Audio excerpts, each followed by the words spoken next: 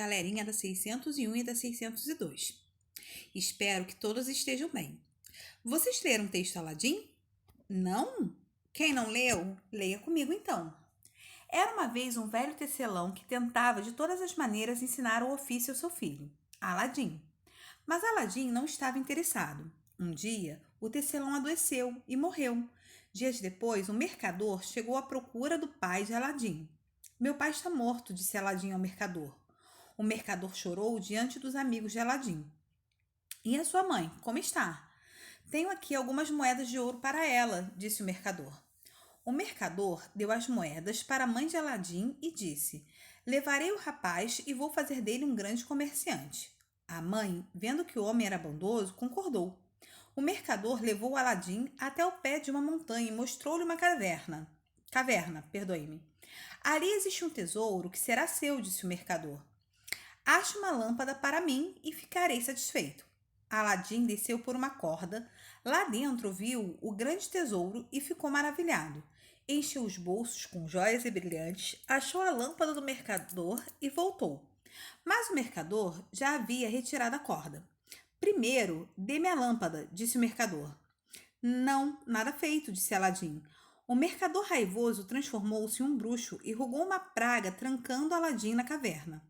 Aladim ficou sozinho no escuro. Sem querer, esfregou a lâmpada e um gênio apareceu. Agora você é meu amo. Peço o que quiser.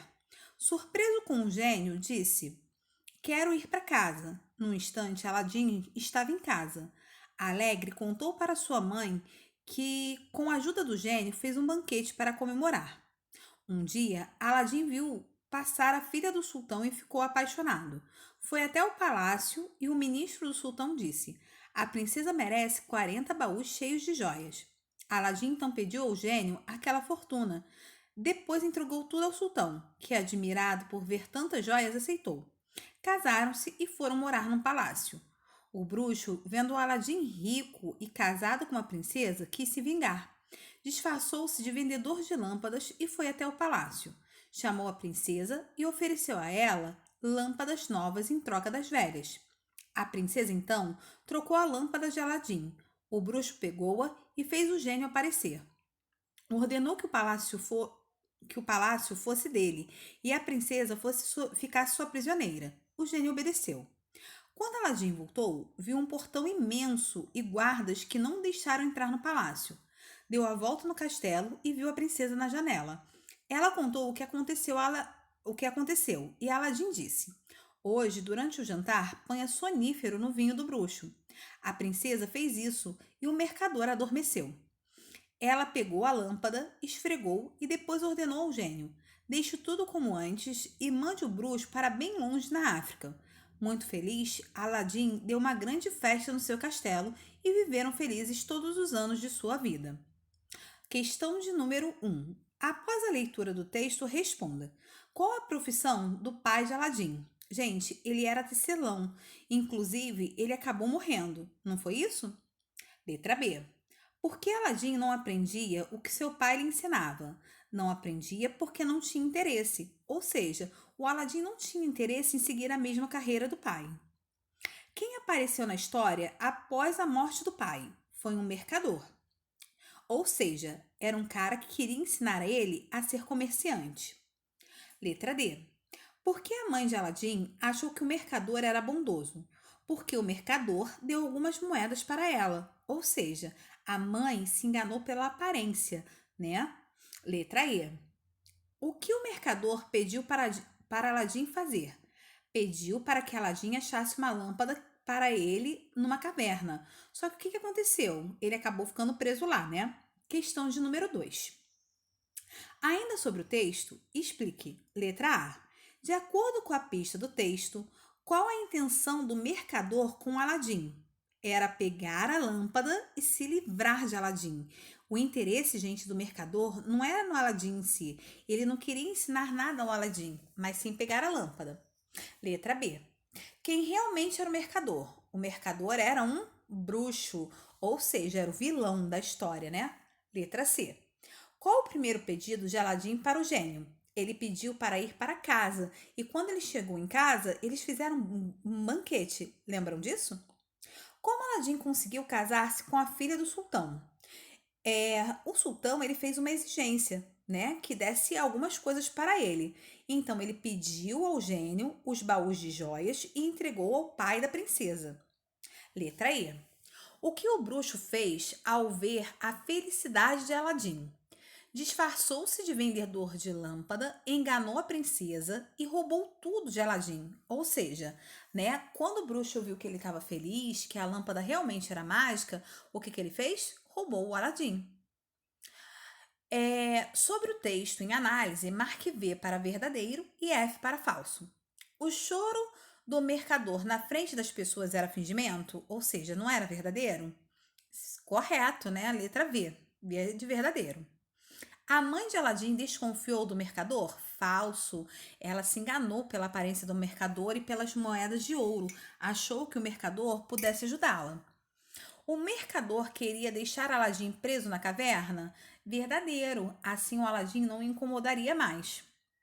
A princesa não caiu nos planos do bruxo? Falso, ela acabou caindo, não é verdade? Tanto é que ela se tornou sua prisioneira. O bruxo foi derrotado porque estava bêbado? Gente, botaram um sonífero, né? Ele acabou dormindo, então é falso. O texto Aladim é considerado um conto. Por quê, gente? Mistura seres imaginários, né, com seres humanos, ok?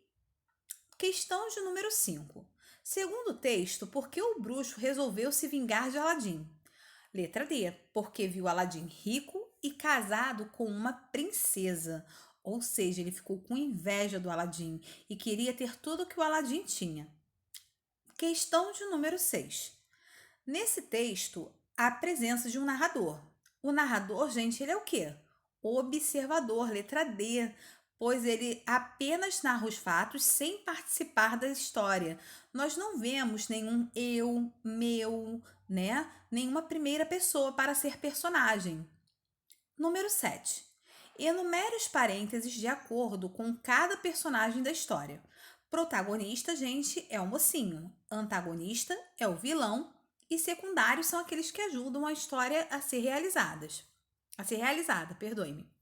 O bruxo, gente, ele é o antagonista, ou seja, ele é o vilão. Pai de Aladim, ele é um personagem secundário, ele ajuda a história a ocorrer. Mãe de Aladim também é um personagem secundário, porque ela ajuda a história a acontecer.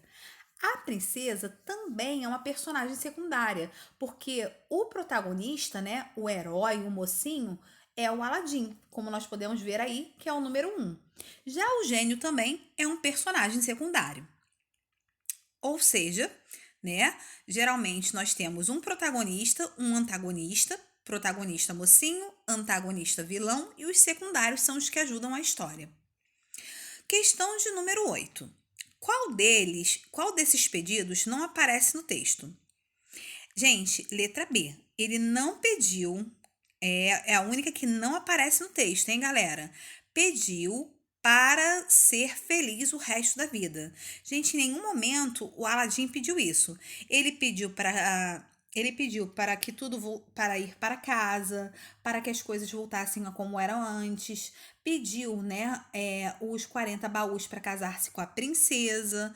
E ele também pediu um banquete quando ele chegou na casa da mãe. Questão de número 9.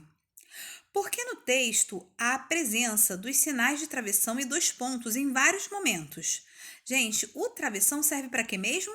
Exato, para indicar a fala dos personagens. Ou seja, né, sempre que aparece 2 pontos na outra linha, parágrafo e travessão. Questão de número 10. Sobre o gênio, é correto afirmar que ele era trapalhão? Se vocês lembrarem dos desenhos, sim, mas na história aí, não. Ele era o antagonista da história? Ele era o vilão? Também não. Ele era ingênuo? Não, gente. Ele era obediente a seu amo, letra D. Letra E, tinha preguiça de atender aos pedidos? Não, gente. Não é igual aos desenhos. Questão de número 11. Que tipo de desfecho tem a história de Aladim? Um desfecho trágico, um final dramático, um final inesperado, um final triste? Nenhuma das 4 opções poderiam ser verdadeiras. Por quê? Letra E é a resposta certa, um final esperado, perdoe-me. Um final esperado, porque todos os contos maravilhosos terminam com um final feliz, né? E é o que todo mundo já sabe, que todo conto maravilhoso precisa terminar, sempre voltando à normalidade, à calmaria, à felicidade. Então é isso, galera. Esse é o nosso gabarito comentado da nossa folha-tarefa. Um beijo no coração de vocês e até a próxima aula.